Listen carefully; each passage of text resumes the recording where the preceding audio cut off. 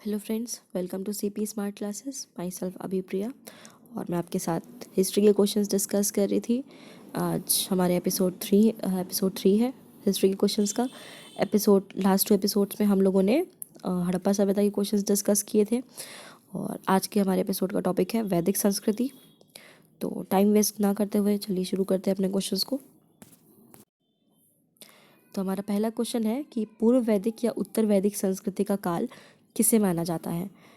और ये प्रश्न तो बहुत ही ईजी है, लगभग सबको ही पता होगा जो लोग भी इसको देख रहे होंगे।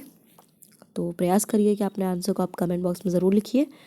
और इस प्रश्न का आपका सही उत्तर होता है ऑप्शन नंबर बी, 1000 ईसा पूर्व से 600 ईसा पूर्व। चलते हैं नेक्स्ट क्वेश्चन की तरफ। नेक्स्ट क्वेश्चन है, प्रारंभिक आर्यों के बारे में निम्न कथनों में से कौन सा सही नहीं है। ऑप्शंस आप लोग पढ़ लीजिए आराम से। और इस क्वेश्चन का आपका सही आंसर होता है ऑप्शन नंबर डी, वे मुख्यतः नगरों में निवास करते थे। जो ये 4 कथन दिए थे उसमें से ये कथन सही नहीं है, यानी कि वे संस्कृत बोलने वाले थे, घुड़सवारी किया करते थे, झुंड में भारत में पहुँचे, ये सारे कथन उनसे रिलेटेड सारे सही हैं। चलते हैं नेक्स्ट क्वेश्चन की तरफ। अभी तो बहुत ईजी क्वेश्चन है।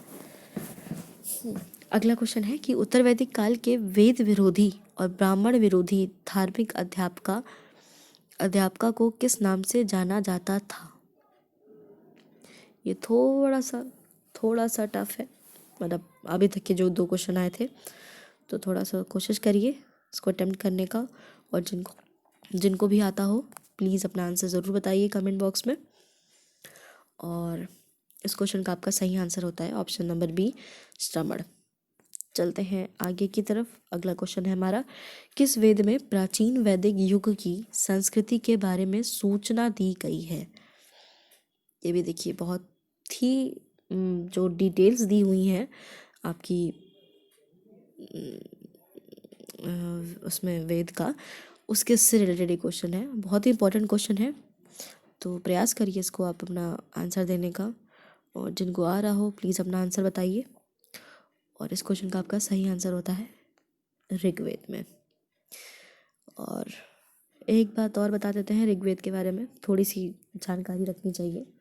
वैसे भी जो ऋग्वेद है, ऋग्वेद को अगर बोलें कंपोज कब हुआ था, तो ये 1500 और 1200 के बीच में इसका कॉम्पोजिशन हुआ था।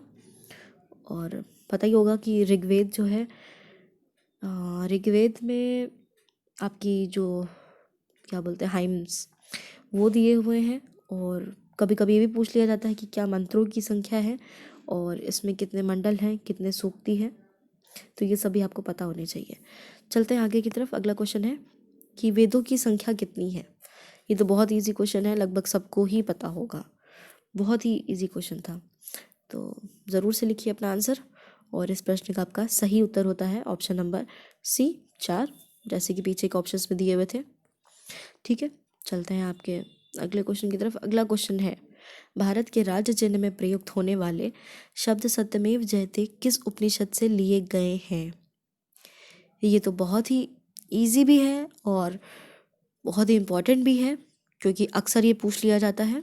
बहुत इम्पोर्टेंट है ये क्वेश्चन और लगभग पता ही होगा सबको, क्योंकि इतना कॉमन क्वेश्चन है, सबको पता ही होता है इसके बारे में लगभग। तो इस प्रश्न का आपका सही उत्तर है ऑप्शन नंबर ए, मुंडक उपनिषद। ये ऑप्शन को आप लोग बहुत ध्यान से पढ़िए, क्योंकि इसी से मिलता जुलता आपका आता है मंडोप उपनिषद, उससे नहीं लिया गया है, आपका मुंडक उपनिषद से लिया गया है। चलते हैं नेक्स्ट क्वेश्चन की तरफ। नेक्स्ट क्वेश्चन है, भारतीय संगीत का आदि ग्रंथ कहा जाता है। ये देखिए आपसे बताया था कि चारों वेदों से क्या क्या लिया गया है, ये आपको ज़रूर पता होना चाहिए। तो इसी से क्वेश्चन है, ये बहुत इंपॉर्टेंट क्वेश्चन है। और आपका इस प्रश्न का सही उत्तर होता है ऑप्शन नंबर डी, सामवेद। जो संगीत है वो सामवेद से लिया गया है। चलते हैं अगले क्वेश्चन की तरफ। अगला क्वेश्चन है, कृष्ण भक्ति का प्रथम और प्रधान ग्रंथ है। बहुत ही इजी क्वेश्चन है, ठीक है, तो कोशिश करिए इसका आंसर करने की आप लोग। और इस प्रश्न का आपका सही उत्तर होता है option number B, Shrimad Bhagavad Gita. So चलते हैं अगले अगले प्रश्न की तरफ। अगला प्रश्न है, ऋग्वेद के किस मंडल में शूद्र का उल्लेख पहली बार मिलता है? ठीक है, ये भी देखिए माइन्यूट सी जो डिटेल है उसी से रिलेटेड ये क्वेश्चन है। ठीक है, और कोशिश करिए जिनको आता हो कमेंट बॉक्स में ज़रूर लिखिए अपना आंसर। और इस प्रश्न का आपका सही उत्तर होता है ऑप्शन नंबर डी, 10वें मंडल में। ठीक है, और अगर पूछा जाए कि ऋग्वेद में कुल कितने मंडल होते हैं तो टोटल 10 मंडल ही होते हैं। और कितने सूक्त होते हैं तो 1028 सूक्त होते हैं। ठीक है, और ऋग्वेद से क्या लिया गया है? ऋग्वेद से आपके मंत्र लिए गए हैं, हाइम्स लिए गए हैं। ठीक है, चलते हैं अगले प्रश्न की तरफ। अगला प्रश्न है, वैदिक धर्म का मुख्य लक्षण इनमें से किसकी उपासना था? बहुत इजी क्वेश्चन है, आता ही होगा लगभग सबको। और तो इस प्रश्न का जल्दी से उत्तर बता देते हैं। इस प्रश्न का सही उत्तर होता है ऑप्शन नंबर ए, प्रकृति। चलते हैं नेक्स्ट क्वेश्चन की तरफ। नेक्स्ट क्वेश्चन है, शुल्ब सूत्र किस विषय से संबंधित पुस्तक है? ऑप्शंस आप लोगों ने पढ़ लिए होंगे और इस प्रश्न का सही उत्तर होता है ऑप्शन नंबर ए, ज्यामिति।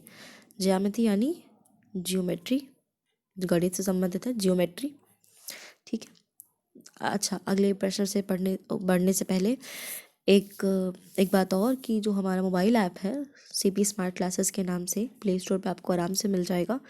आप उस ऐप को डाउनलोड करिए और उस पर हमारा ऑनलाइन मॉक टेस्ट सीरीज़ चल रहा है, उस पर उस कोर्स को परचेज़ करिए और अपनी तैयारी को और भी अच्छे से करिए। अपनी तैयारी को टेस्ट करिए कि आपकी तैयारी कहाँ तक है, कितनी आप में कहाँ पे कमी रह गई है, क्या और तैयार करना है। ठीक है, और चलते हैं आगे की तरफ। अगला क्वेश्चन है, आर्य भारत में बाहर से आए और सर्वप्रथम बसे थे।